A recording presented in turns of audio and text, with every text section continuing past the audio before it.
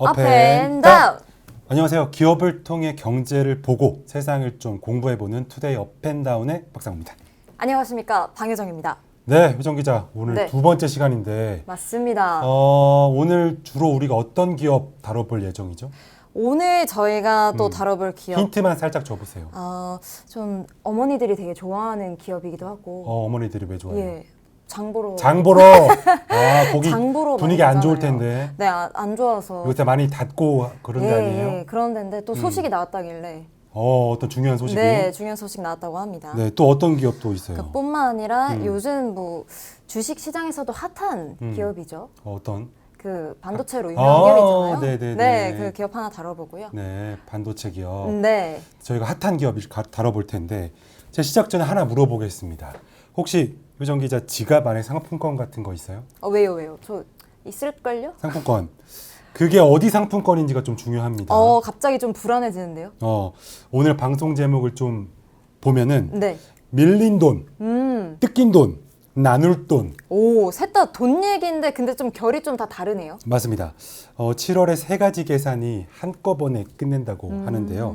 갚아야 할 돈을 못 갚은 회사, 네. 더 받아낸 돈을 토해내게 된 회사, 그리고 너무 많이 벌어서 어떻게 나눌지로 싸우는, 배부른 고민하는 이런 회사까지 다뤄보겠습니다. 와, 아니 너무 많이 벌어서 싸운다고요? 이건 좀 어떤 내용인지 너무 궁금합니다. 그렇죠. 이런 데가 있다니. 그런 데 네. 있죠. 인센티브 이런 거. 그러니까 어딘지 알겠네요. 뉴스에 나오잖아요. 네, 어딘지 알겠네요. 성과급으로 뭐 10억씩? 와, 이제 억 단위로. 네.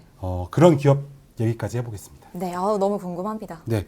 그리고 오늘의 마지막 기업은요. 제가 원고 쓰면서 숫자 하나가 계속 걸렸던 기업인데요. 어떤 숫자가 계속 걸리셨어요? 그러니까요. 그건 제가 가닥 보면서 말씀드리도록 하고요. 네. 자, 뭐 설명을 드리긴 했지만 너무 뭐랄까요? 아리까리한 오늘의 기업들 궁금하시죠? 도대체 어떤 기업을 네. 다룰 것인지 저희가 한번 바로 첫 번째 기업부터 출발해 보겠습니다.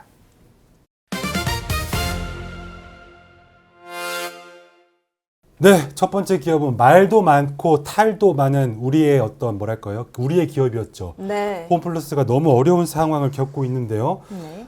우선 조금 내용 소개해드리면요. 네. 홈플러스가요 파산 기한 딱 하루 전에 법원에서 극적으로 회생 기한을 연장해 줬습니다. 홈플러스가 긴급 운영 자금 2천억 원을 간신히 마련을 했는데요. 관련해서 회사가 어제 발표한 자료를 보면 아주 좀 희망적인 내용을 담고 있습니다. 영업 정상화와 구조 혁신의 속도를 내겠다. 그러니까 7월 13일에 문 닫았던 핵심 점포 67곳을 다시 연다는 게 목표고요. 8월 1일에 영업을 재개할 예정입니다.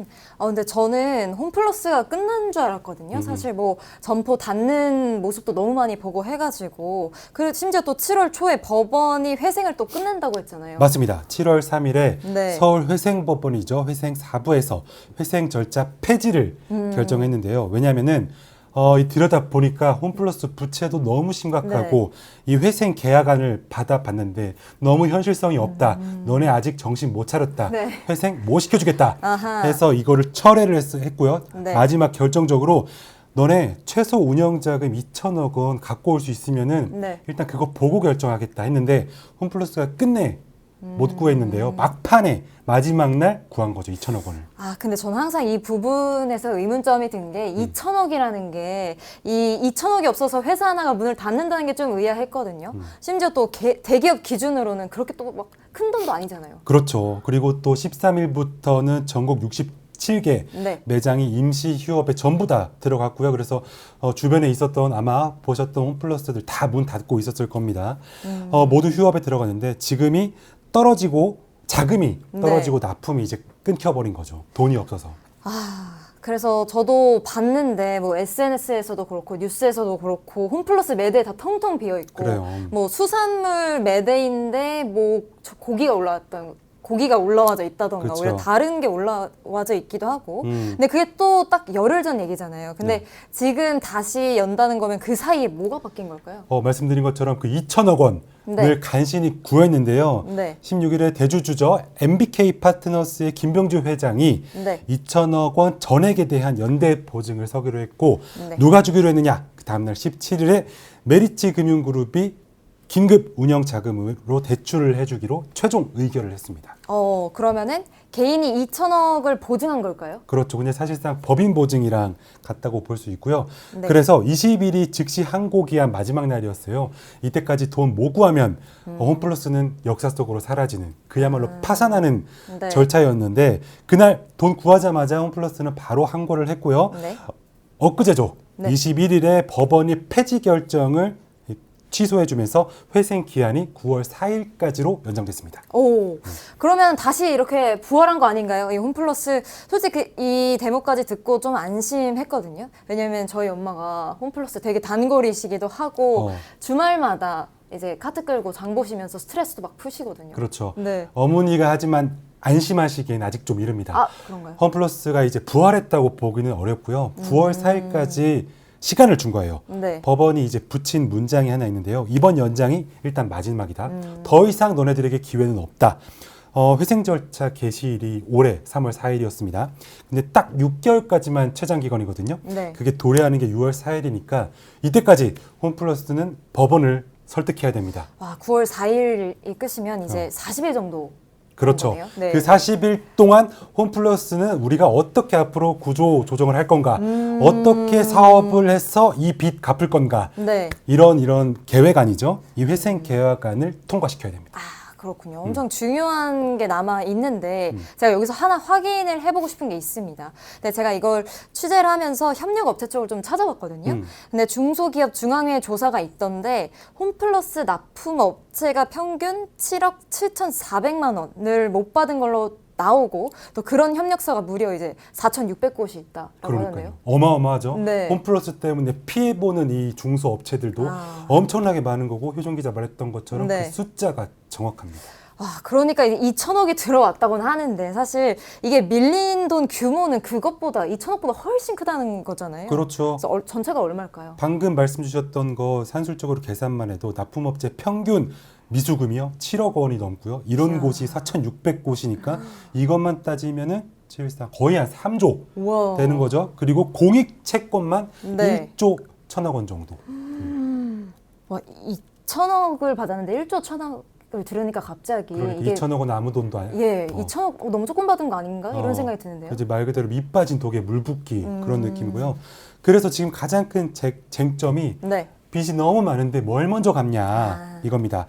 일단 6월에는요 직원 임금도 네. 40%만 지급됐어요. 우리 어제 다뤘었죠. 네. 임금 체불하면 어떻게 됐습니까? 임금 체불하면 콩밥 먹어야죠. 콩밥 먹으러 오너들이 다 예, 경영진들이 들어가시잖아요. 감옥 갑니다. 네. 그만큼 임금도 우선순위로 줘야 되는데요. 그 체불 금액만 또 190억 원 안팎이라고 하고요. 와, 근데 제가 아까 살아났다고 좀 안심하기도 했고 또 어머니가 장 보실 때가 다시 살아났다라고 해서 되게 좋아했는데 근데 그 매장이 다시 열리려면 누군가는 계속 뭔가 못 받은 채로 물건을 넣어줘야 되는 거네요. 그렇죠. 그러니까 네. 홈플러스가 결과적으로 부활하려면은요. 네. 이런 납품업체들의 뭐가 필요하겠습니까? 그 물건. 물건이 필요한데 네. 양해가 필요해요. 일단 우리가 못 준 돈 나중에 주겠다. 우리 좀 살아나면 우리 뭐 살아나는 게 먼저 급하다. 근데 여기서 납품업체들이 양해를 안 해준다? 네. 그러면은 홈플러스가 주저앉을 수도 있는 거예요. 법원이 이제 그걸 들여다보겠다는 네. 거거든요. 그래서 홈플러스가 법원도 설득해야 되지만 이 체불한 어떤 납품업체들을 네. 먼저 설득해야 되는데요. 어떤 데는요, 농심 같은 데는요, 네. 그래, 좀 우리가 양해를 해줄 테니까 그 조건 안에서 공급을 일단 재개하겠다. 이런 데도 있고요. 지금 삼양, 롯데, 오뚜기, 오리온 이런 데는 협의 중입니다. 협의 중인 것도 있고 근데 안 준다는 데도 있을까요? 있을 것 같긴 한데. 롯데 칠성 네. 음료는 여기는 좀 약간 뭐라고 해야 될까요? 박하다고 해야 될까요? 5월부터 납품 전면 중단했고요. 일단 네. 빚 먼저 갚아라. 예. 홈플러스 원래 믿을 수 없다. 양해를 먼저 해주진 않네요. 그렇죠. 네. 재개 여부가 불투명합니다. 근데 이게 보면은요. 롯데는 뭐 갖고 있어요? 롯데요? 롯데 마트 있잖아요. 아, 홈플러스가 경쟁사란 말이에요. 이게 가만히 보면은 다 이유가 있습니다. 그렇네요. 오뚜기, 오리온, 뭐 삼양 이런 데들은 마트가 없잖아요. 없으니까 그러니까 공급하는 게 유리하죠. 그럴 수도 네. 있죠. 길게 보고 할 수 있을 텐데 어쨌든 롯데 칠성 음료는 얄짤없습니다. 아, 얄짤 없이 네. 또 5월부터 심지어 중단을 했다는 건데 네. 제가 지금 이렇게 듣다 보니까 마음이 좀 복잡한 게 있습니다. 반가운 마음이 없어진 건 아닌데 문을 여는 건 분명 또 좋은 일이니까요. 근데 그게 누구 돈으로 열리는 건지를 좀 알고 나니까 그냥 다행이다라고 이제 넘어가지지가 않아서 판정을 조금만 더 듣고 하고 싶습니다.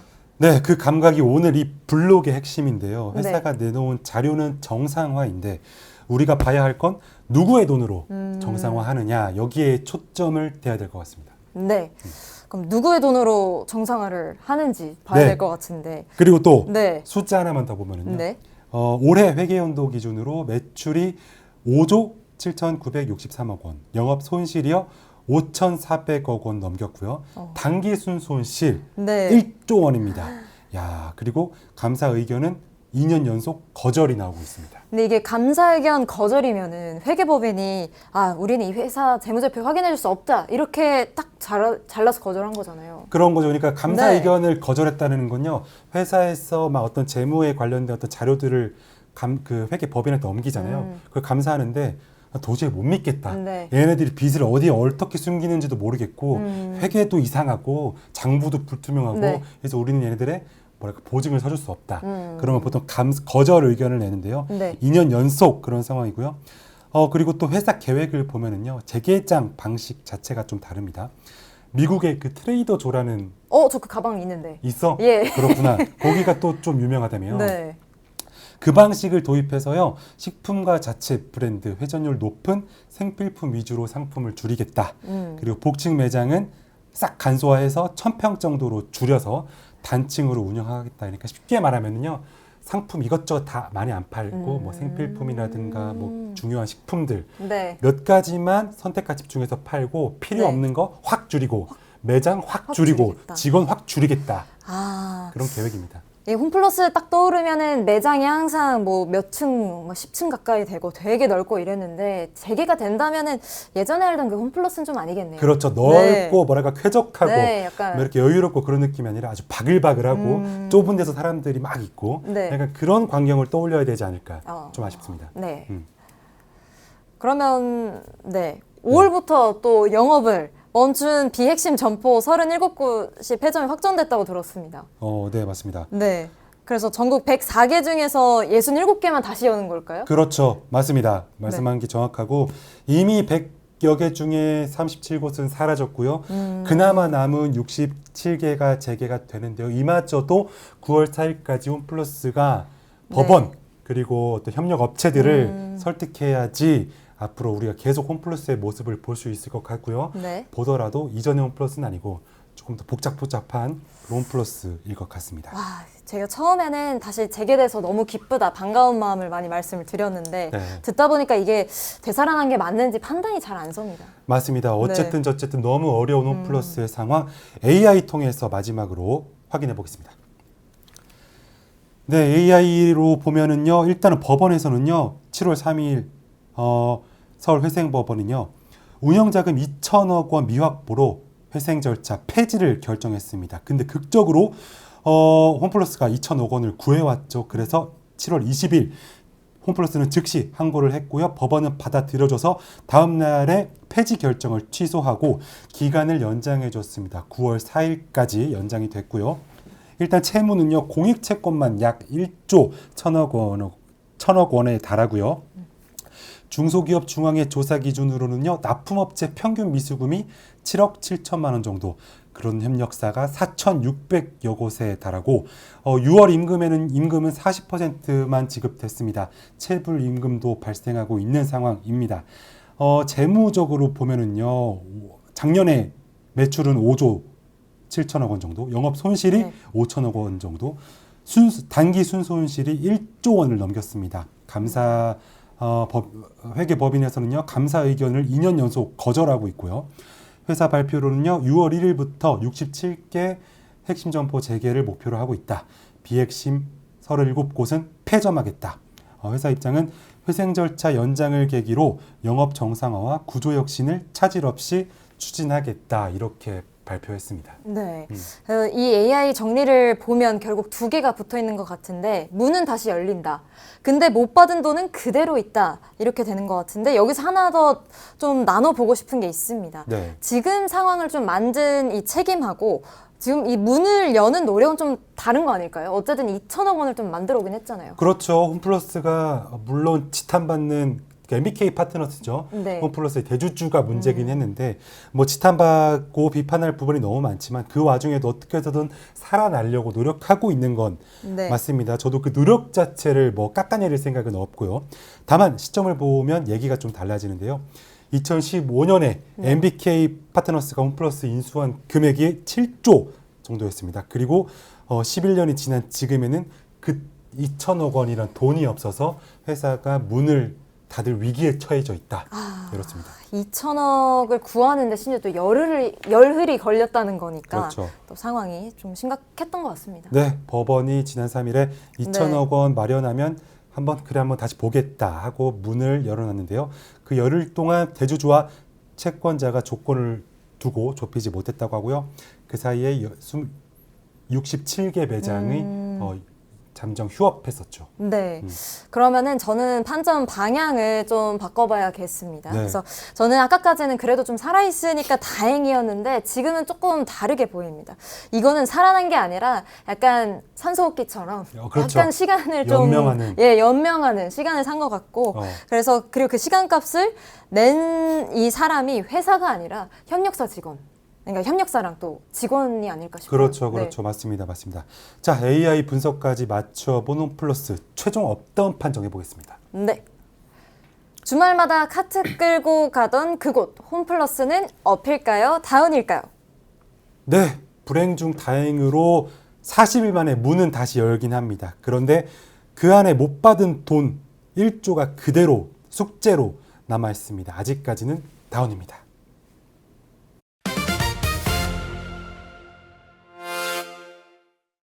네, 두 번째 기업 SK 하이닉스인데요. 네. 예, SK하이닉스. 정반대 상황이에요. 홈플러스는 경영을 더럽게 못해가지고 돈이 너무 없어서 문제였는데요. 여기는 경영을 더럽게 잘해가지고 돈이 너무 많아서 문제가 생겼습니다. 돈이 많아도 문제가 생기나 봐요. 어떻게 되는 거야? 돈이 많아도 문제, 적어도 문제. 아까 오프닝에서 말씀하셨던 그 맞아. 배부르 고민하는 곳이잖아요. 배부른 고민. 배부른 고민. 네, 일단은요. 네. 하이닉스가 돈이 얼마나 더럽게 많냐. 이 회사 1분기 영업이익이요? 야, 영업이익입니다. 매출 아니고요. 네. 번 돈 37조 원. 세 달 만에 3달 만에 37조. 벌었죠. 작년 1년 동안 47조. 그때도 와 대박이다 했는데 야, 올해는 1분기 만에 37조 원. 와, 한 분기에 37조. 그렇죠. 너무 놀랍네요. 거기다가 예. 증권가에서는요. 올해 하이닉스에 대해서 연간 전망치를요. 223조 원에서 280조 원까지 들여다보고 있습니다. 이 폭 자체가 지금 상황을 보여주고 있긴 하는 건데 아무튼 엄청나게 많이 벌 거긴 네. 할 텐데 아무도 정확히 얼마일지는 예측을 못하고 있습니다. 네, 223조에서 280조 하면 전망 차이가 거의 한 60조 가까이 나네요. 그래요. 네. 그 하이닉스 하면은 우리가 뉴스에서 이런저런 뉴스 많이 봤는데 네. 어떤 뉴스 주로 다가왔어요, 본인한테? 하이닉스 하면은 솔직히 이제 직장인으로서 성과급이 맞아. 제일 이렇게 푹 들어오더라고요. 그렇죠. 그 밭글 이런 것도 엄청 돌잖아요. 네, 맞죠. 무슨 뭐 하이닉스가 뭐 10억을 받는다, 그쵸. 뭐 5억을 받는다. 이제 뭐 성과급으로 예전에 뭐 차를 바꾼다란 말이 있는데 이제는 하이닉스 다니면 뭐 집을 바꾼다 이런 말이 나오니까 맞아요. 내 친구도요. 네. 이번에 그 하이닉스 다니는데요. 성과급 받고 집 알아보고 있고요. 최근에 이야. 집 체결했고 되게 서울에 비싼 아파트 샀습니다. 와, 근데 배가 아픕니다. 배가 아픈데 문제는 문제가 아니고 네. 핵심이 뭔 줄 알아요? 모르겠어요. 이제 시작입니다. 이제 시작이다. 네, 이번에도 몇 억씩 다 받았는데요. 네. 이제 시작됐습니다.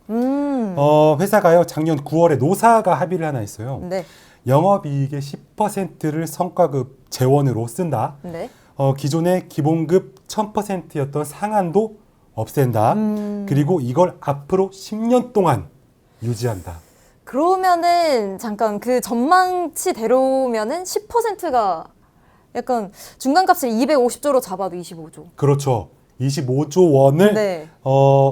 직원들의 임직원의 성과급으로 쓰는데요. 하이닉스 직원 수가 3만 5천 명 정도 됩니다. 단순 나누면 1인당 7억 원 받습니다. 근데 이게 연봉이 아니라 성과급이잖아요. 성과급이 7억. 성과급은요 일시불이에요. 와. 아직 사회 초년생이라서 성과급 네, 못 받아봤죠. 네. 저는 뭐 몇 번 받아봤는데 그냥 통장에 탁 찍힙니다. 그럼 딱 통장 열었는데 딱 7억이 딱. 7억 딱. 와. 진짜 앞으로 10년간. 10년간이야? 근데 7억이 작은지 큰지는 모릅니다. 네. 왜냐하면은요 지금 추세가 영업이익이 증가하는 추세가 너무 가파르고요. 네. 삼성전자, 하이닉스가 지금 말도 안 되는 속도로 이렇게 일직선으로 커가는 게 아니라 뭐라고 할까요? 그 약간 J커브처럼 J커브처럼 네. 올라가는 느낌이라서 이게 진짜 7억이 70억이 될 수도 있고 모릅니다. 왜냐하면 상한도 없애버렸거든요. 네. 그러면은 이제 실제 재원이 이제 연말에 확정되는 것 같은데 근데 이게 왜 문제인지 모르겠습니다. 왜냐면 합의한 대로 그럼 주면 되는 거 아니에요? 그렇죠. 바로 그 지점인데요. 회사 입장에서도 뭐 이런저런 명분 되긴 하는데 네. 너무 아깝죠. 25조 원을 성과급으로 준다? 250조 원 중에 좀 아깝긴. 그 뭐랄까요? 네. 그 사이에 생각이 변한 것 같습니다. 하이닉스가. 벌써요? 네. 대통령이요. 아. 하이닉스 지금 뭐 최태원 회장 비롯해서 경영진들이랑 엄청 가깝잖아요. 네, 네. 그리고 실제로요 대통령이 여기에 대해서 한 말씀 하셨어요. 하이닉스가 노사 이 합의를 좀 약간 네. 한 발자국 뒤로 물러서서 변경하려고 하니까 하이닉스 바로 노조에서 네. 비판했죠. 아니 지금 얼마 됐다고 그거 말 또 바꾸냐 네. 했는데 대통령이 뭐라고 하는 줄 알아요? 그냥 성과금 가지고 왜 이렇게 말이 많냐? 그런 식이죠. 그러니까 라는 의도였죠. 성과급의 일정 비율을 놓고 네. 그것을 두뇌하냐마는 문제가 쟁의의 대상이 될 수 없다. 그거 가지고 파업을 할 수는 없다. 네. 이런 취지를 해서 그 경영자들 네. 뭐 이렇게 사측이라고 하죠. 사측의 편을 들어주는 듯한 발언을 했고요. 네. 그래서 지난 14일 3차 임금 단체 협약 교섭에서 회사가 새 안을 냈습니다. 네. 성과급 가운데 절반 가량을 현금이 아니라 자사주로 주겠다. 작년 합의는 전액 현금이었잖아요. 그렇죠. 작년에는요 당해 80%, 나머지 20%는 2년에 걸쳐서 나눠주는데 네. 전부 다 현금으로 주겠다였습니다. 와. 근데 저는 여기서 회사 쪽도 입장이 좀 이해가 되는 게 이제 25조를 한 번에 빼면은 와, 정말 회사의 이 가득 찬 곳간에서 25조라는 큰 돈이 확 빠지는 거잖아요. 그래서 지금 또 반도체 투자 경쟁이 뭐 국내뿐만 아니라 해외에서 다 활발하고 치열한데 또 주식으로 주면 직원도 이제 회사가 잘 될 때 주식 오르면 같이 이득 보는 건 맞잖아요. 그렇죠. 그리고 뭐 일응타당합니다. 네. 의정 기자 말을 다 부정할 수는 없겠지만 다만 패착이 뭐냐? 네. 이게 합의한 지가 얼마 안 됐다라는 거예요. 이 합의 10년간 유지하기로 둘이서 딱 이렇게 부둥켜 안고서 네. 노사가 합의를 딱 했는데 그게 9월이거든요. 지금 1년도 안 됐어 이 합의를 깬다고 하니까 네. 그게 좀 문제이긴 합니다. 아, 정말 얼마 안 됐네요. 작년 9월이면. 네. 네. 그래서 노조 입장이 거기서 있는데요. 전임직 노조가 뭡니까? 전임직 노조요. 전임. 전임직 노조. 공부 좀 하세요. 알겠습니다. 네. 전임직 노조랑 사무직 노조가 있는데요. 네. 전임직 노조는요. 노조 활동만 하는 사람들의 전임직 노조라고 사무직 노조는 일도 하면서 노조 활동 같이 병행하는 예. 사람들. 근데 여기는 노조가 두 개가 있는 거예요. 네. 전임직 노조에서는 우선 회사 제안이 기존 합의의 취지와 기본 방향을 훼손했다. 네. 비판했고요. 사무직 노조도요. 구성원에게 불이익이 생기는 제도 변경은 수용할 수 없다. 이렇게 밝혔습니다. 여기는 복수 노조 체제라 두 노조가 각각 교섭하는데 네. 둘 다 화가 났습니다. 아, 둘 다 같은 입장이면 근데 그러면 제가 아까 든 논리가 좀 약해지는 것 같은데 회사 사정이 좀 어려워서 못 주겠다. 라면 몰라도 지금은 정말 아까 말씀하신 것처럼 더럽게 많이 번 맞아요. 역대급으로 많이 번 상황이잖아요. 근데 그 상황에서 지급 방식을 좀 바꾸자고 하는 거면은 이런 반응이 나올 것 같아요. 그렇죠. 네. 그리고 뭐 자사주도 좋은데 하이닉스 주식 저도 저는 받으면 좋을 것 같긴 한데 네. 뭐니 해도 현금이 좋죠. 그쵸. 현금은 따라갈 수 없습니다. 네. 직원들도 실제 우려하는 것들이 있다고 하는데요. 자사주를 받으면은요. 네. 지급일 종가 기준으로 근로소득세가 붙어서 세금 내려고 네. 일부 주식을 팔아야 될 수도 있고요. 그리고 두 번째로는 주가가 떨어지면 그 당시에 이미 낸 성과에 대한 보상 가치가 같이 줄기 때문에 뭐 그 당연한 얘기긴 그쵸. 하죠. 예, 예. 그래서 뭐 주식으로 받는 것에 대한 거부감이 좀 있나 봅니다. 그쵸. 주가가 항상 오른다는 보장도 없고. 그렇죠. 근데 이미 일한 대가인데 그 값이 또 나중에 어떻게 바뀔지 모른다는 거니까요. 그렇죠. 회사 입장도 있는데요. 네. SK 하이닉스 측은 협상 초기 단계라 성과급 주식 지급이나 지급 재원 축소 등에 대한 구체화한 내용은 아직 없다. 이렇게 밝혔습니다. 그렇군요. 근데 이게 SK 하이닉스 한 회사 얘기로 끝나는 문제는 좀 아닌 것 같습니다. 그렇죠. 요새 많은 기업들 중에서 노조가 막 결성이 네. 되기도 하고 어디가 파업이 막 진행이 되기도 네. 하고 삼성전자 대표적이었잖아요. 그렇죠. 그 유례 없는 파업을 예고했었다가 네. 극적으로 또 합의를 합의를. 했었는데 아무튼 뭐랄까요, 이 반도체 기업들이 쏘아 올린 공 때문에 우리나라 노조가 지금 들썩들썩하고 있는 것 같습니다. 네, 맞습니다. 자, 이번에는 AI 분석해 볼 텐데요. 효정 기자가 한번 네, 한번 해보시죠. 해보도록 하겠습니다. 그러시죠, 예. 자, AI 분석 한번 시작하겠습니다.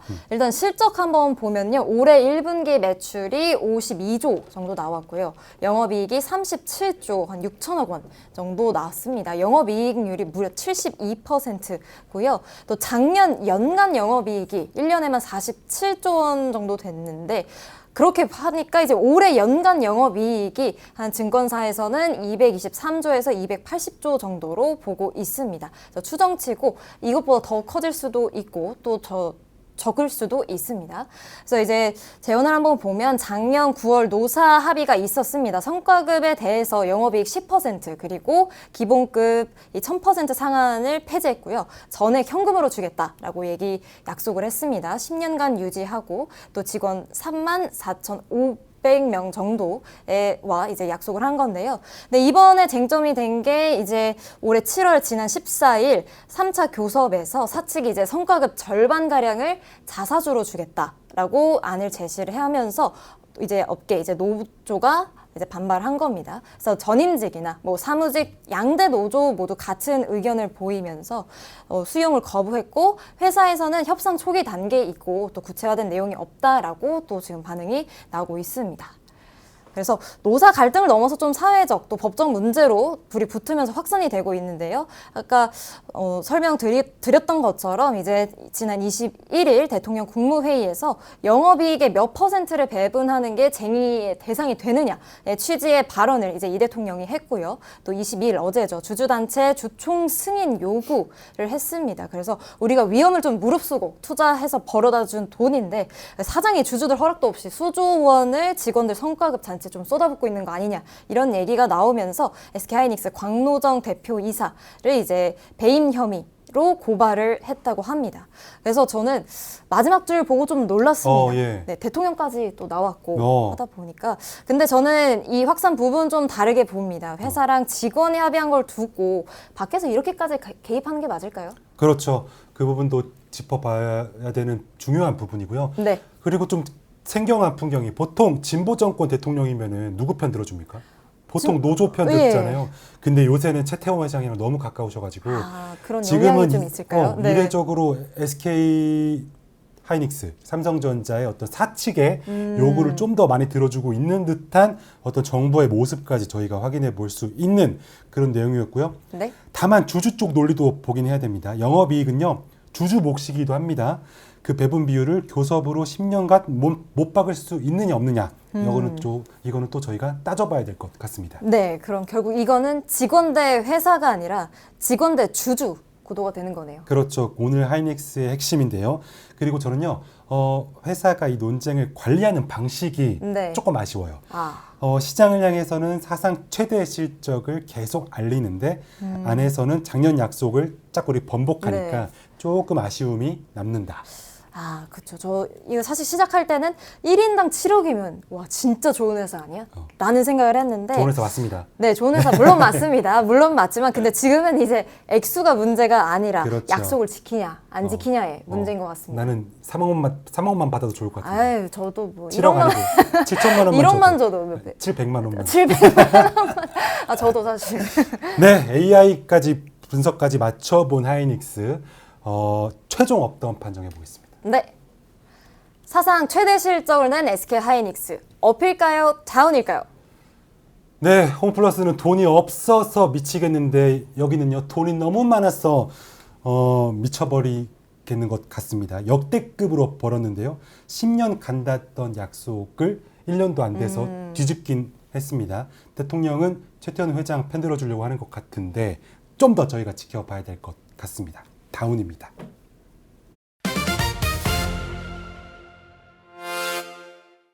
네, 세 번째 기업 네. 네이버인데요. 오. 이번에는요 이렇게 표현해봤네요. 남의 판이 흔들릴 때 조용히 자기 판을 깐 회사. 오. 네이버. 네이버. 어, 이 네이버가 보니까 물류를 한다고 하더라고요. 그럼- 조용히 물류판을 좀 깔고 있는 게 아닌가 맞아요. 싶은데, 근데 네이버 하면은 검색이나 쇼핑 중개를 보통 하는 회사잖아요. 그렇죠. 네. 근데 우리 어제 어떤 기업 다뤘었죠? 불냈던 기업. 어제 화재, 쿠팡이죠. 쿠팡. 네. 쿠팡이 몰락하고 있잖아요. 그렇죠. 그 이커머스라고 하죠. 이커머스 1등이 쿠팡이고 네. 거의 뭐 독점에 가까운 50 점유율이 50% 넘을 거예요. 네. 2등이 어딥니까? 2등이 헷갈리죠. 헷갈려요. 뭐 1등이 너무 세니까. SSG도 있고 아. 뭐도 네이버. 네이버. 그 플러스 스토어인가요? 거기가 아마 2등인가 3등인가 뭐 그럴 텐데 네. 아무튼 네이버가 이 쿠팡의 몰락을 보면서 네. 이쪽으로 지금 뭐랄까요 이제- 사업을 키우려고 한다. 전 이렇게 느낌이 왔고요. 이런 뉴스가 나왔습니다. 지난 16일에요. N배송 바이 네이버 줄여서 FBN이라는 풀필먼트 서비스 오픈 베타를 시작한다고 합니다. 판매자가요 물류사랑 따로 계약 안 해도 네이버를 통해서 재고 관리하고요 교환 반품 고객 응대까지 맡길 수 있는 구조다. 오, 제가 좀 아는 게 저 스마트 스토어에서 되게 자주 사거든요. 제가 쿠팡 안 쓴다 그랬잖아요. 진짜 안 네, 쓰는군요. 안 쓰다 보니까 어. 네이버 스마트 스토어나 이런 데서 많이 사는데, 근데 좀 배송이 좀 아쉬웠던 게 쿠팡은 바로 오지만 이 스마트 스토어는 좀 들쭉날쭉했습니다. 좀 느리죠. 네, 판매자마다 또 택배사가 또 다르다 보니까 맞아요. 뭐 이틀 걸린 것도 있고 하루 걸린 것도 있고 사흘 걸린 것도 있고. 맞습니다. 네. 그게 네이버의 가장 큰 약점이잖아요. 네. 쿠팡 사람들이 왜 써요? 빨리 오니까. 빨리. 그리고 네. 한번 손가락만 움직이면 그렇죠. 결제가 구매가 그냥- 되고 예. 하면은 다음날 퇴근해 있으면 집에 도착해 있고 네. 자고 일어나면 문 앞에 와 있고 근데 쿠팡 괘씸해서 안 쓰려고 네이버 쓰는데 안 와. 이틀 걸려도 네, 이틀을 기다려도 안 오고. 안 오고. 네. 그래서 네이버가 그걸 누구보다 잘 오. 알아서 바로 정확히 네이버가 풀려는 지점이 거긴데요. 그리고 이번에 배송 시간대가 늘었습니다. 기존에는요. 오늘 배송, 내일 배송 중심이었는데 여기에 새벽 배송, 일요 배송까지 붙었습니다. 신선식품, 건강식품, 유아동 상품까지. 근데 새벽 배송하면 딱 생각나는 기업은 컬리인데 또 신선식품 또 컬리잖아요. 그리고- 쿠팡이나 컬리의 영역인 것 같은데 네이버가 들어가네요. 그렇죠. 맞습니다. 네. 어. 근데 이게 좀 타이밍을 좀 봐야 될 것 같은데 오늘 첫 번째로 다룬 홈플러스가 40일 동안 좀 매대가 비어 있었잖아요. 네. 그러면은 이 40일 동안 그 많은 장 보던 사람들이 다 어디로 갔을까 생각을 해보면 온라인으로 좀 갔을 것 같아요. 네, 그래서 그 시점에 뭔가 네이버가 이 새벽 배송을 연 게 아닐까. 그렇죠. 네. 맞습니다. 정확한 분석이었고요. 숫자로도 나오고 있는데요. 네이버 플러스 스토어 5월 MAU라고 하죠. 월간 활성자 이용자 수가요. 875만 명으로 전월보다 7.5% 늘었고요. 상반기 커머스 앱 신규 설치 건수는 438만 건으로 1위였습니다. 우와, 그럼 이용자 수도 늘고 설치 건수도 늘었는데 그럼 커머스 매출은 어떻게 될까요? 매출도요. 1분기 커머스 부문 매출이 4,300억 원 정도로 전년 동기 대비 35.6% 와우. 부쩍 늘었고 작년 연간으로는 3조 6,884억 원 26% 이상 증가했습니다. 정말 엄청난 성장을 하고 있는 것 같은데 여기서 하나 확인하고 싶은 게 있습니다. 뭐요? 이달 초에 네이버가 물류센터를 직접 짓는다는 보도가 나왔던데 이것도 사실일까요? 사실 네이버가 쿠팡을 궁극적으로 따라잡으려면요. 네. 물류센터는 필수입니다.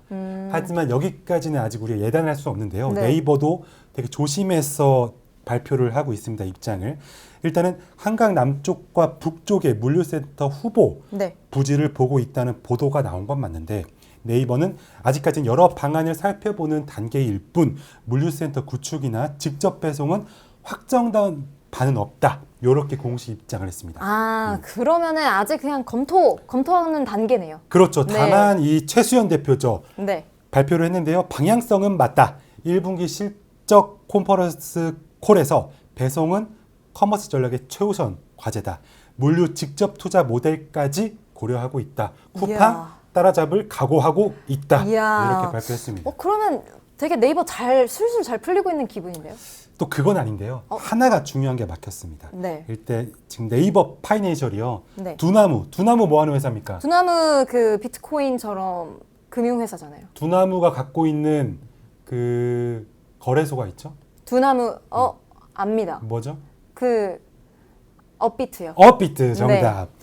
두나무를 100% 자회사로 편입하려는 주식 교환이요. 네. 이미 이걸 하기로 발표는 했습니다. 근데 연기가 됐습니다. 9월 30일에서 12월 31일로 연기가 됐고요.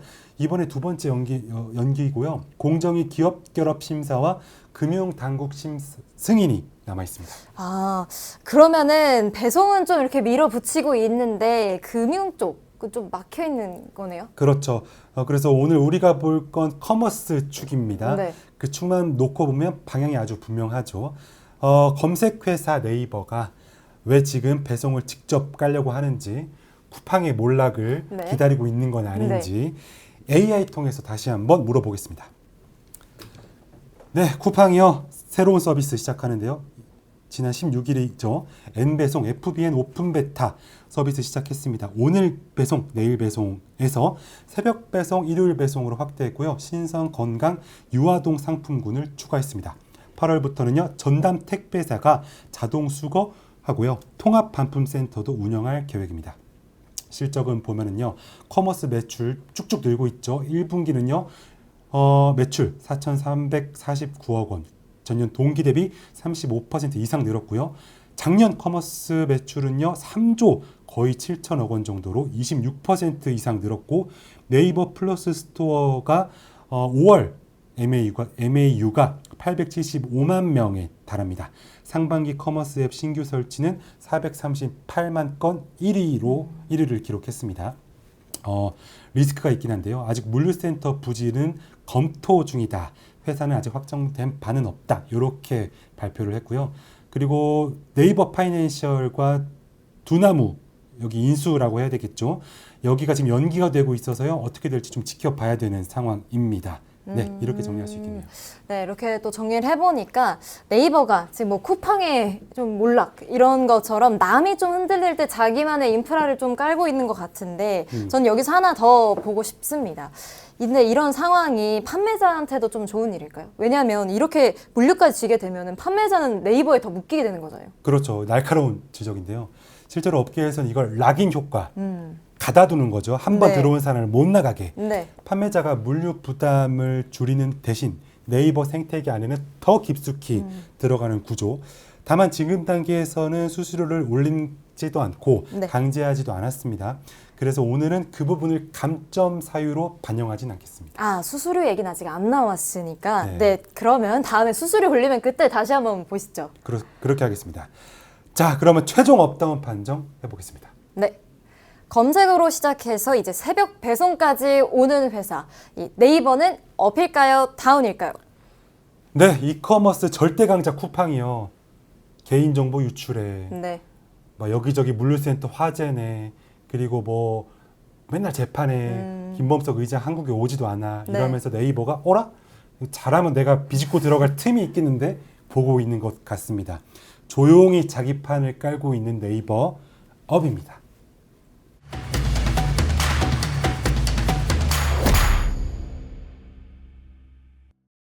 네, 세계 기업 다뤄봤는데 어떠셨습니까? 아, 오늘 좀 돈과 관련된 이 회사 또 좀 많이 제가 알고 있던 회사의 최신 근황을 본 느낌이에요. 그래서 이 회사들이 성과급 문제도 좀 많이 거론되기도 했고 그리고 또 홈플러스 같은 경우에도 이제 폐지되는 거 아니냐 이제 걱정이 많았는데 이제 다시 살아난다라는 얘기도 나오면서 좀 반갑기도 하고 네. 한편으로는 좀 씁쓸하기도 하고 네. 좀 많은 생각이 들었습니다. 맞습니다. 첫 번째는 뭐랄까요? 우리가 걱정을 하기도 네. 하고 뭐랄까 잘해서 박수를 친 기업도 있는데요. 후반부는 제가 쭉 보니까요. 좀 혼나야 될 기업들이 좀 많이 있습니다. 뭐랄까요? 기업이 하면 가장 안 되는 거 담합 이런 거 아니겠습니까? 그렇죠. 그런 거 해서 적발된 회사 네. 그런 내용 다뤄보고요. 뭐 과자, 빵, 음료, 아이스크림 여기에 전부 들어가는 재료가 하나 있는데 뭔지 아세요? 설탕 아닐까요? 설탕 아니고 그거 만드는 네. 기업의 얘기인데요. 한번 다뤄보도록 하고요. 바로 네 번째 기업으로 출발해 보겠습니다.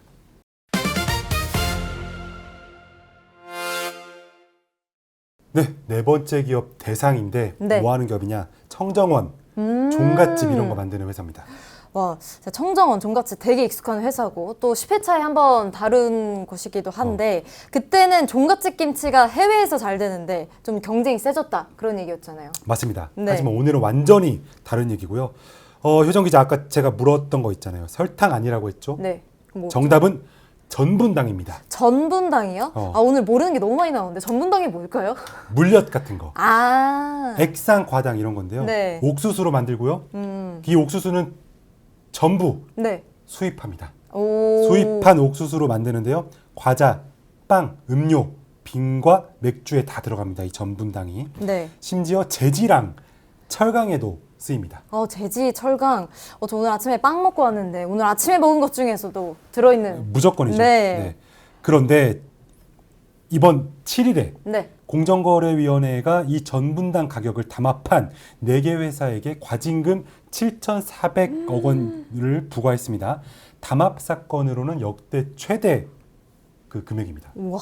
아니 7,475억이면 이 4개 사면 어디예요? 네, 이 양아치 회사라고 해야 될까요? 그렇죠. 물론 이 건에 대해서만큼은 네. 제가 좋아하는 기업도 많지만 아무튼 담합한 이 4 네. 회사가 대상 4조 CPK, 삼양사, CJ제일제당까지 오. 이 넷이 B2B 전분 시장의 95.7%, 네. 전분당 시장의 86.4% 갖고 있으니까 이 4개 기업이 마음 먹고 가격 담합하면 그냥 그 가격이 속수무책 되는데. 당하는 거죠. 예. 사실상 그럼 그 넷이 단데 근데 왜 그 4개사 중에 대상을 고르셨는지 왜냐면 제가 딱 들었을 때 이름값으로는 CJ 제일제당이 제일 잘 들리는데요. 좋은 질문인데요. 전분당에 대해서는 조금 다릅니다. 음. 업체별로 보면은요, 대상이 2,341억 원. 이건 네. 과징금입니다. 삼양사 2,103억 원. 사조 CPK 2,001억 원. CJ 제일제당이 1,029억 원으로 CJ가 제일 적습니다. 근데 왜 이렇게 차이가 많은 걸까요? 똑같이 담합했는데? 근데 공정위 설명은 두 가지입니다. 전분당을 누가 제일 많이 팔았냐. CJ 점유율은 12%에서 13% 정도밖에 안 되고 네. 나머지는 다 20% 이상이 됩니다. 그리고 또 하나가 대상에만 붙은 건데 대상은 법 위반을 반복해서 10% 가중 붙었습니다. 그러면 재범이라는 거잖아요. 그렇죠. 4개사 모두 부과 기준을 15%의 조사 심의 협조로 20% 네. 감경은 받았습니다. 차이를 만든 건 대상이 유일하게 반복범이다. 그 점이 달랐습니다. 네. 근데 제가 이거 좀 찾아보다가 좀 다른 데서 걸린 게 있는데 네. 이거 그냥 값을 올리자라고 그냥 짠 게 아니더라고요.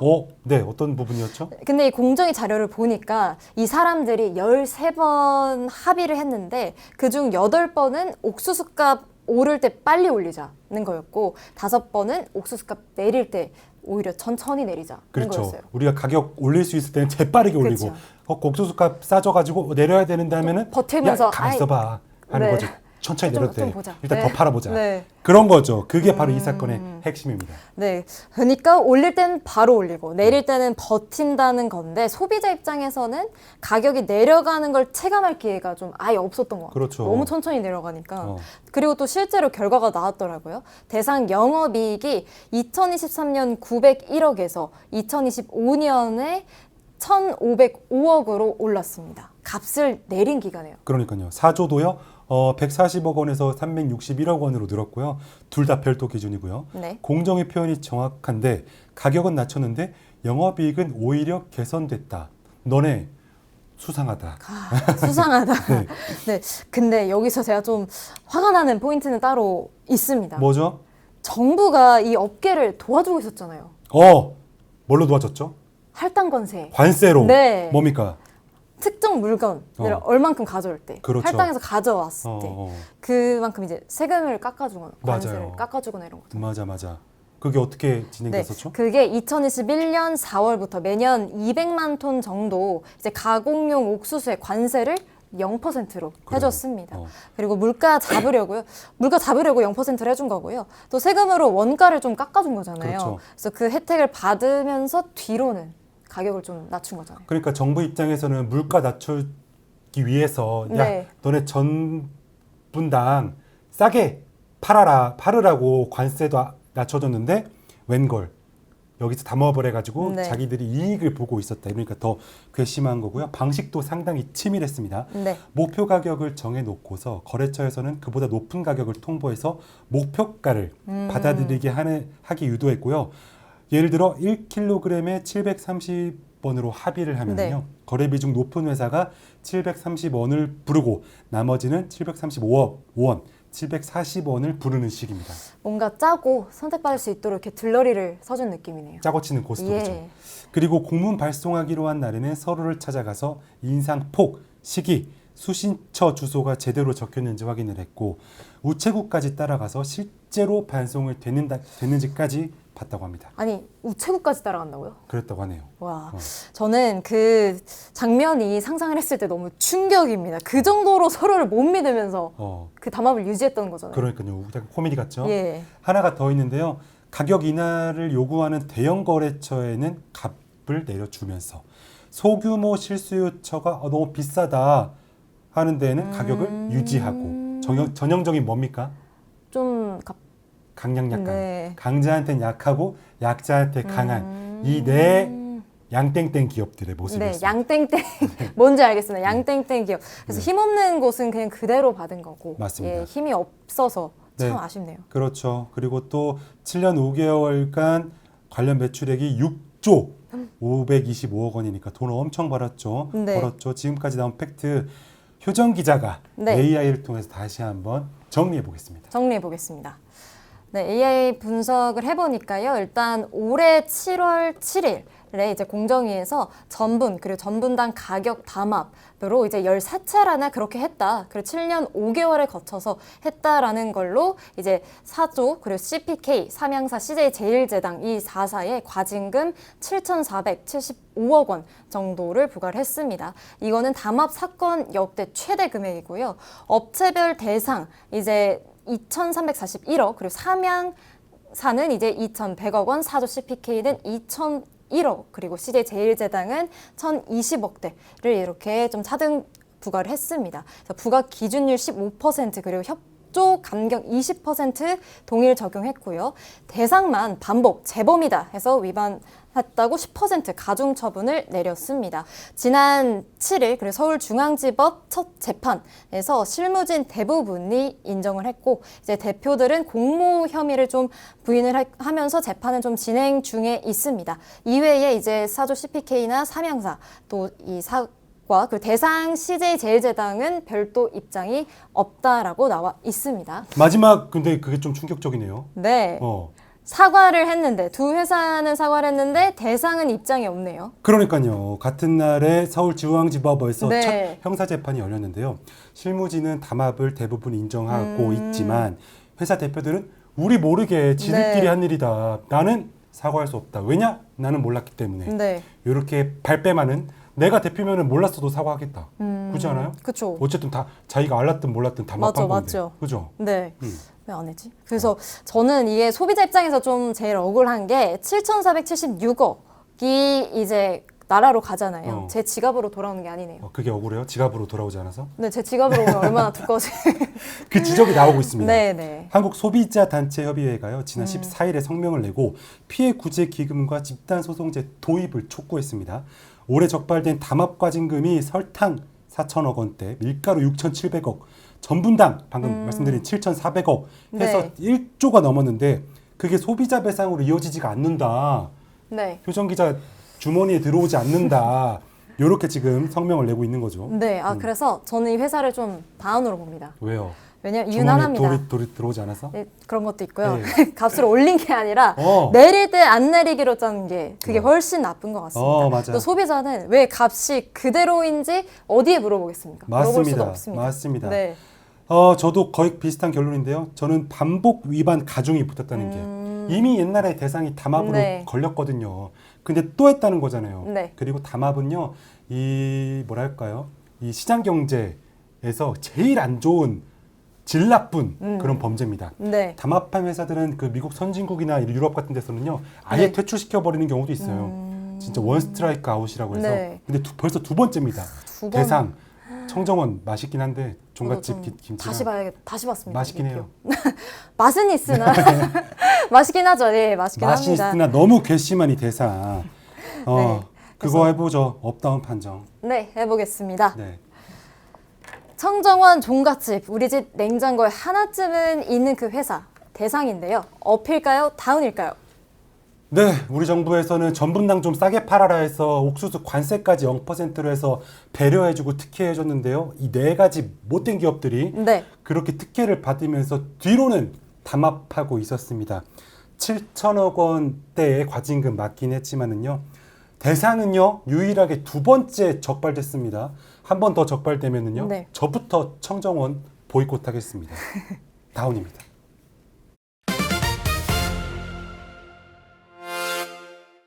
네, 오늘의 마지막 기업은요 조금 생뚱맞을 수도 있는데 현대 엔지니어링. 오, 엔지니어링. 예스. 네. 네. 어떤 이슈가 있을까요? 일단은요 대본에 좀 아리송하게 썼는데요. 네. 두 개예요. 4하고 3. 4하고 3이요? 일단 오늘 서울시가 최근에 네. 서울시가 현대 엔지니어링에 대해 영업 정지 처분을 공고했습니다. 기간은 8월 5일부터 11월 4일까지 92일간 토목 건축 공사업에 대해서 영업 못합니다. 한 3달 정도 되는 것 같은데 이유가 무엇인가요? 기억하시겠지만 네. 작년 2월에 엄청난 사건이 있었죠. 경기 안성 서운면 서울 세종고속도로 네. 천안 안성 구간 909 청룡 천교 건설 현장에서 뭐가 무너졌습니까? 그때 기억나세요? 걷어, 다리. 기억나죠? 예. 그 무너져가지고 걷어는 이제 다리 상판을 받치는 철제 구조물인데요. 그게 무너지면서 4명이 숨지고요, 6명이 다쳤습니다. 네. 아, 그 사고 진짜 기억납니다. 뉴스에서 보니까 다리가 통째로 내려앉았던 그 화면이 기억이 납니다. 아마 전 국민이 기억하실 테고 너무 큰 뉴스였죠. 네. 그 사망자 숫자가 4고요. 그리고 3은 영업정지하게 된 기간 3개월입니다. 92일. 그래서 네. 우리 PD님이 이렇게 하는 것 같아요. 사람이 4명이 죽었는데 네. 3달 장사 못한다고 해서 네. 용서해 줄 수 있느냐? 그래서 4와 3이 중요한 숫자입니다. 네. 어, 4와 3. 네, 이런 거죠. 산업안전보건법상 중대재해를 낸 건설업자에 대해서는요. 네. 고용노동부 장관이 영업정지, 우리 김영훈 장관이죠. 네. 영업정지를 요청했고요. 서울시 네. 누굽니까? 시장. 오세훈이죠. 오세훈 시장. 오세훈. 네. 반말하시면 안 되죠. 아니, 오세훈이죠. 예, 오세훈 시장이죠. 그렇죠. 네. 오세훈 서울시장이 그걸 네. 받아서 처분한 거죠. 어. 근데 제가 여기서 좀 다르게 보고 싶은 게 있습니다. 네. 3개월 영업정지가 그렇게 가벼운 처벌일까요? 어. 한 달만 일 안 해도 돈 못 버는 거잖아요, 많이. 어. 근데 건설사에 생각했을 때 신규 수주가 또 막히는 거고 그렇죠. 하다 보니까 저는 이게 꽤 그래도 센 처분이다라고 생각을 했거든요. 그렇죠. 무조건적으로 가벼운 처분이다라고 말할 수 없죠. 네. 처벌이 확정되면 그리고 집행되면 그 기간 동안 토목 건축 부문에서 새로운 도급 계약 없고요. 입찰에도 참여 못하니까 뭐랄까요? 엄청난 손실을 보는 건 맞습니다. 회사에겐 큰 부담이죠. 아, 그렇죠. 근데 뭔가 표정이 별로 왜요? 제 표정이 뭐예요? 뭔가 좀 이상한데요. 좀 씁쓸하죠. 네. 씁쓸하죠. 기업 입장에서는요 손실은 맞아요. 그렇지만 우리가 전 국민이 네. 그 사건 그 영상을 받고 4명이 숨졌습니다. 그리고 이게 사고 후 무려 1년 5개월 만에 나온 첫 정부의 행정 처분이니까 뭐랄까 좀 씁쓸하긴 합니다. 그렇죠. 1년 5개월 상당히 오랜 시간이 지나고 나서 이 3개월 정지. 그렇죠. 네. 그리고요 두 번째로는요 처분이 예정대로 8월 5일에 시작될 건지도 아직 확실시 되진 않습니다. 현대 엔지니어링이 네. 일단 불복해서 집행정지를 신청하고 법원이 그 가처분 신청을 받아들이면 실제 영업정지 착수 시점도 최종 판결이 나올 때까지 미뤄지죠 또. 그러면 지금 나온 이 92일, 약 3개월은 안 될 수도 있고 그렇죠. 어떻게 될지 모르는 거네요. 그렇죠. 회사 입장을 네. 이렇습니다. 현대 엔지니어링은요 사고 이후에 전사적인 노력을 기울여서 안전 관련 제도 개선했다. 네. 고도화했다 하면서 회사의 지속적인 영업을 위해서 법적 절차도 검토하고 있으며 당사의 입장을 충분히 소명하겠다. 이렇게 밝혔습니다. 그러면은 이제 소송까지 갈 가능성이 있다는 거네요. 그렇죠. 저는 이 사건이 개인적으로 좀 걸리는데 제가 예전에 건설 현장 취재를 몇 번 갔었는데요. 네. 거기서 만난 분들이 제일 자주 하시던 말이 우리는 사고 나면 회사가 아니라 사람이 먼저 없어진다. 좀 안타까운 말인데. 네. 솔직히 저는 이 회사가 사고 이후엔 안전 시스템을 실제로 고쳤을 거라고 봅니다. 네. 그렇게 크게 당하면 안 고칠 수 없으니까. 근데 그 노력을 인정한다고 해서 우리 숨진 4명의 목숨이 3개월이라는 그 계산이 납득이 된다. 그러지는 않은 것 같습니다. 제가 방금 마음이 바뀌었습니다. 네. 아까 좀 3개월이면 센 처분이 아닌가라고 말씀을 드렸는데 그게 아니라 1년 5개월 걸려서 나온 첫 처분이고 또 그것마저 미뤄질 수 있다는 걸 들으니까 좀 마음이 달라지네요. 네, 사고 원인도 보면은요, 국토교통부 사고조사위원회에서는요, 100런칭 공법으로 거더를 설치하는 과정에서 런처 지지대의 무게중심이 이동했고, 그로 인해서 거더의 편심 하중이 집중되면서 런처가 넘어져 사고가 발생했다. 그러니까 뭐 엉터리로 공사했다. 그런 소리 같습니다. 그러면 이렇게 엉터리로 공사를 했고 그러면 이 법적으로는 또 어디까지 갔을까요? 그러니까 바로 이제 수사가 들어가서요. 작년 10월에요. 수원지검에서 그 현대엔지니어링 현장 소장 등 2명을요. 구속 기소했고요. 한국도로공사 감독관 3명, 현대엔지니어링 공사팀장 등 또 3명을 불구속 기소했습니다. 법인도 산업안전보건법 위반 등으로 재판에 넘겨졌고요. 재판은 현재 진행 중입니다. 그렇군요. 재판은 진행 중이고 어떻게 될지 모르는 거네요, 앞으로도. 그래요. 사고가 1년 5개월 만에 나온 첫 행정처분. 이것도 현재 현대엔지니어링도 효정 기자가 분노의 어떤 마음으로 AI 분석 한번 해보시죠. 진짜 분노의 마음을 가득 담아서 해보도록 하겠습니다. 네, 일단 먼저 처분 상황을 한번 보면요. 어제 이제 서울시에서 현대엔지니어링 토목 건축 공사 영업 정지를 90일 하겠다라고 공고를 내놨습니다. 그래서 산업안전보건법상 중대재해 발생 건설 사업자에 대한 이 고용노동부 장관 요청에 따른 처분이고요. 또 확정 집행이 될 경우에는 이제 신규 도급계약, 입찰 참여가 제한이 되고요. 또 집행정지 인용 시 착수 시점이 연기가 가능해집니다. 근데 사고가 난 상황도 다시 한 번 또 좀 정리를 해보겠습니다. 작년 2월 25일 안성 서울 세종고속도로 이제 909 청룡 천교에서 거더 설치 중 붕괴 사고로 4명이 사망하고 또 6명이 부상을 당하는 그런 일이 있었습니다. 그래서 국토부 사고조사위에서 원인을 분석을 해보니 이제 100런칭 공법 시공 중 런처 지지대의 무게 중심이 이동하면서 편심 하중이 집중되면서 이 런처가 이제 전도됐다 이렇게 이제 원인이 분석이 됐고요. 또 시공 컨소시엄 현대 엔지니어링이 50%, 호반 산업이 30%, 뭐 이렇게 또 퍼센트가 나뉘어졌지만 주관사는 일단 현대 엔지니어링이다라고 이제 나와 있습니다. 그래서 사법적으로 이제 반응을 한번 보면은 작년 10월에 수원지검 평택지청에서 이제 현장 소장 등 2명이 구속 기소됐고요. 또 6명 불구속 기소가 됐습니다. 그래서 법인은 기소가 되면서 재판이 진행되고 있고요. 이제 사고 이후 안전제도 개선 또 고도화하겠다. 또 법적 절차 검토 중이다라고 회사에서 이야기가 나오고 있고 노동계에서는 대형 인명피해의 영업정지 3개월은 최소한의 행정처분이라고 비판을 했습니다. 또 국토부에서는 추가 제재 절차까지 진행 중이다라고 합니다. 이렇게 보니까 제가 오늘 마지막 이 부분에서 좀 이상한 걸 느꼈는데 이 5기업이 전부 돈과 관련된 얘기였잖아요. 그렇죠. 근데 밀린 돈, 나눌 돈, 뭐 뜯긴 돈 뭐 이런 거였는데 마지막에 와서 값이 매겨진 게 아니라 이 돈이 아니라 사람과 관련된 얘기네요. 그렇죠. 이 사망자가 있고 그거에 대한 또 책임을 묻는 과정이니까 이것을 우리가 돈으로 환산을 할 수는 없겠죠. 그렇지만 첫 번째 기업부터 마지막 기업까지 뭔가 돈에 대한 얘기가 오늘 회차를 관통했다 이렇게 볼 수 있겠습니다. 네, 또 노동계에서 또 나온 말이 최소한의 행정처분이다라고 비판을 했잖아요. 근데 저는 그 표현이 되게 오래 남을 것 같아요. 맞습니다. 자, 그러면은 뭔가 더 씁쓸한 마음이 드는데요. 최종 업다운 판정해 보시죠. 네. 우리가 매일 지나는 도로와 또 다리를 짓는 이 회사 현대 엔지니어링은 업일까요? 다운일까요?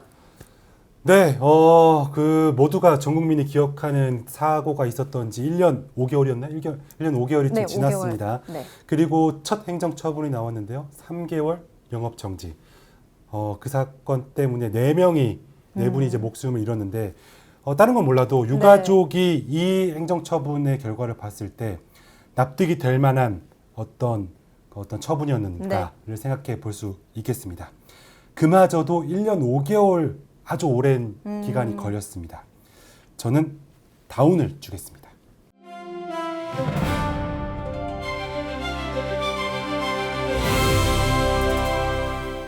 네, 오늘부터 새로 시작하는 코너인데 CEO AI 워치입니다. 오, 네.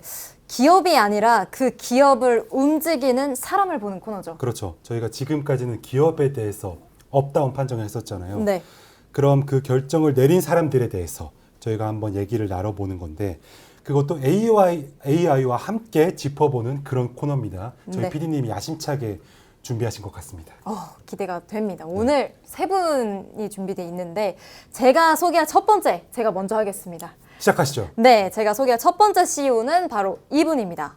누구죠? 바로 APR 김병훈 대표인데요. 예. 자, 이름은 낯설어도 제품은 아실 겁니다. 이 메디큐브 만드는 회사입니다. 그래서 이 미국 아마존 뷰티 카테고리에서 이 회사 브랜드 점유율이 작년 연간 7.1%로 3위였는데요. 올해 1분기에 14.1%, 무려 2배 가까이 뛰면서 1위가 됐습니다. 네, 그래서 1분기 매출이 이제 5,934억, 그리고 영업이익이 1,500억 정도 나오고 전년 같은 기간보다 각각 123% 그리고 174% 늘어난 역대 최대 분기 실적입니다. 그래서 3월에는 프랑스, 독일, 이탈리아 등 유럽 17개국의 세포라에도 순차 입점했습니다. 저희가 2회차에서도 이 회사를 다뤘었죠. 그때는 해외 매출 비중이 77%였는데 지금은 이제 미국에서 1위가 됐습니다. 그래서 저희가 AI로 한번 내용을 분석을 해보도록 하겠습니다. 이제 아마존 뷰티 1위 등극했습니다. 2025년에는 3위였지만 이제는 1위 14.1%의 점유율을 가져가면서 1위가 됐고요. 매출이 5,900억 원 그리고 영업이익이 1,500억 원대 나오면서 작년 대비 그리고 123% 그리고 174%라는 말 그대로 미친 성장이 아닐까라는 생각이 듭니다.